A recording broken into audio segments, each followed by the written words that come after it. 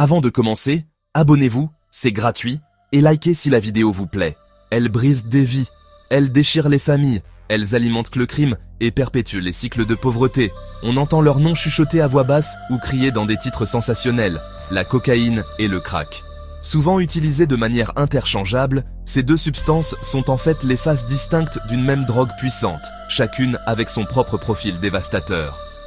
Beaucoup de gens croient les comprendre, mais les idées fausses et les mythes obscurcissent la réalité. Dans les sections suivantes, nous allons lever le voile et démystifier ces substances.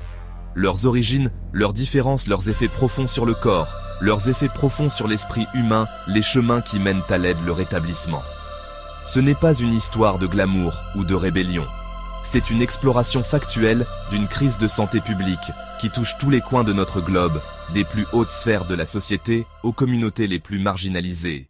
L'histoire de la cocaïne ne commence pas dans un laboratoire clandestin, mais dans les hauts plateaux des Andes en Amérique du Sud. Depuis des milliers d'années, les peuples autochtones cultivent la plante de coca, l'Erythrocxylum coca. Colombie, Pérou, Bolivie. Pour ces cultures, la feuille de coca n'est pas un stupéfiant dangereux, mais un élément sacré de la vie quotidienne. Mâché ou infusé pour une légère stimulation, soulager la fatigue, la faim et le mal d'altitude. Son usage est ancré dans les rituels sociaux, médicinaux et spirituels. Au XIXe siècle, l'alcaloïde actif est isolé et nommé cocaïne. D'abord vanté comme remède, intégré à des toniques et même à la formule originale du Coca-Cola. Des figures comme Freud en loutent les vertus, avant que ces ravages ne deviennent évidents. Le XXe siècle révèle dépendance, détresse psychique et overdose. Les interdictions poussent l'usage dans la clandestinité. Le remède miracle devient drogue illicite, alimentant des réseaux transnationaux violents dans les régions mêmes où la coca était vénérée. Récolte des feuilles, extraction rudimentaire en pâte, puis raffinage en chlorhydrate de cocaïne, point de départ d'une chaîne mondiale sanglante. Une transformation qui éloigne la poudre blanche de ses origines sacrées. À la base, la cocaïne et le crack sont deux formes de la même molécule. La poudre blanche est le chlorhydrate de cocaïne, une forme saline, soluble dans l'eau. Cette solubilité permet l'insufflation, ou, plus risqué, l'injection après dissolution, avec des dangers majeurs d'overdose et d'infection. Le chlorhydrate ne se fume pas efficacement, la chaleur détruit le composé actif. Le crack est la base libre. La base est libérée du sel via un procédé chimique basique, souvent à l'aide d'agents comme le bicarbonate de sodium ou l'ammoniac. Résultat, des cristaux fumables au point de vaporisation plus bas. Inhalée, la base atteint le cerveau en quelques secondes. High, plus rapide et intense, mais bref. Sniffer la poudre, montée plus lente. Effet, durant 20-30 minutes, en moyenne. Le crack renforce rapidement le comportement. Un pic violent suivi d'une chute brutale, moteur d'une addictivité marquée. D'une transformation simple mais dangereuse à des vies bouleversées. La différence tient à la voie d'administration et à la vitesse d'action.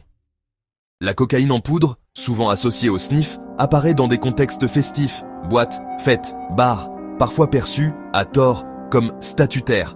Chez certains, elle s'intègre un temps à une vie apparemment fonctionnelle, une drogue de week-end pour d'aucuns. Le crack émerge année 1980, moins cher, plus puissant par unité. Son usage est fortement associé à la rue, la précarité et la marginalisation, consommation solitaire ou en petits groupes cachés. Fumer le crack, euphorie en moins de 10 secondes. Mais l'effet ne dure que 5 à 10 minutes, suivi d'une descente rapide et dure. Le besoin immédiat d'en reprendre alimente un schéma compulsif de binging. Des heures ou jours entiers à fumer pour éviter la descente et retrouver l'euphorie initiale. Ce cycle consume ressources, santé et liens, cristallisant l'association du crack avec le désespoir et la précarité. Stimulant du SNC, cocaïne et crack bloquent la recapture de dopamine.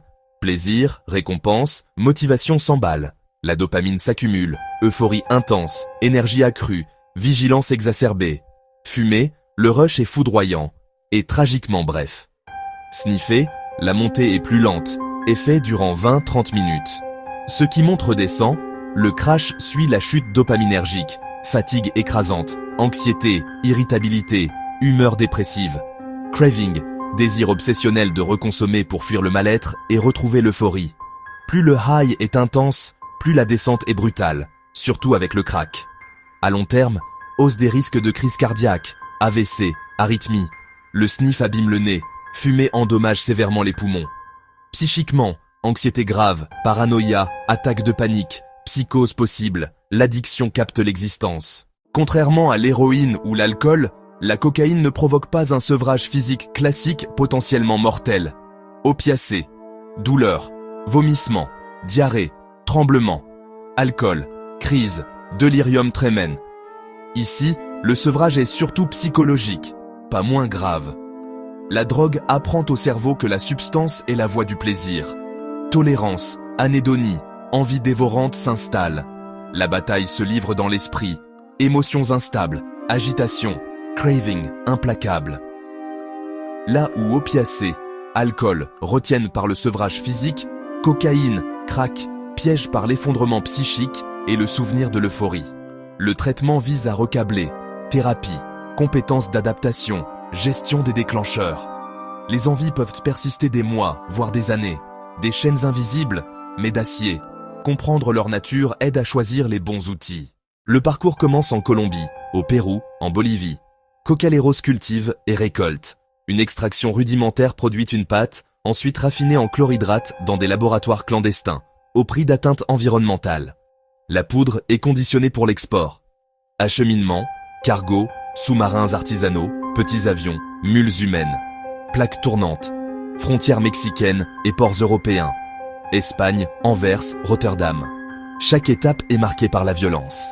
À l'arrivée, la poudre est coupée, souvent avec des agents inertes ou dangereux comme le fentanyl, puis vendue en petits sachets. Le crack est rarement expédié.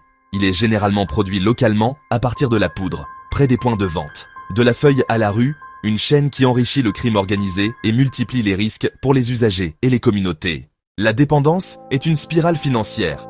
Le crack, vendu à bas coût unitaire, impose des achats répétés à cause de la courte durée d'action. Les petites dépenses cumulées engloutissent tout un budget et précipitent la ruine. Économies épuisées, ventes ou gages, relations brisées. Le besoin d'argent pousse à des activités illégales et dangereuses. Antécédents judiciaires. Obstacles au logement et à l'emploi.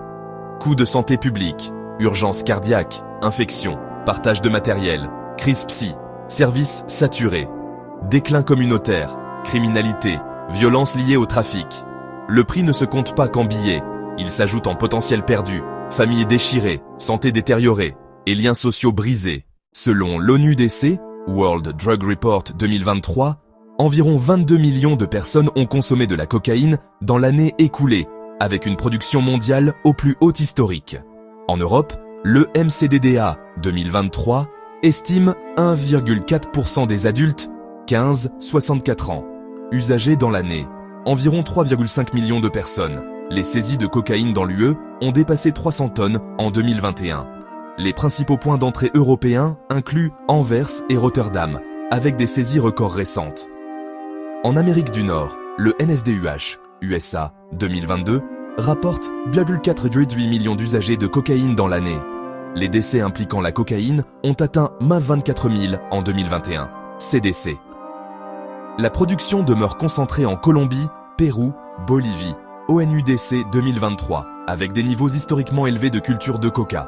Source: ONUDC World Drug Report 2023, EMCDDA, European Drug Report 2023, CDC, NCHS 2021-2022, OMS, Données santé publique connexes.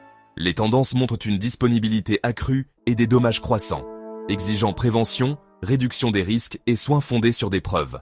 Se libérer de l'emprise est ardu, mais possible. Pas de médicaments de substitution approuvés pour la cocaïne.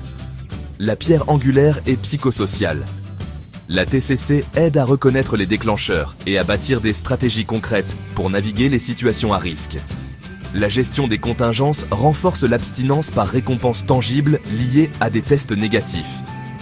Les groupes de soutien offrent un espace sûr, brisent l'isolement et créent responsabilité et espoir.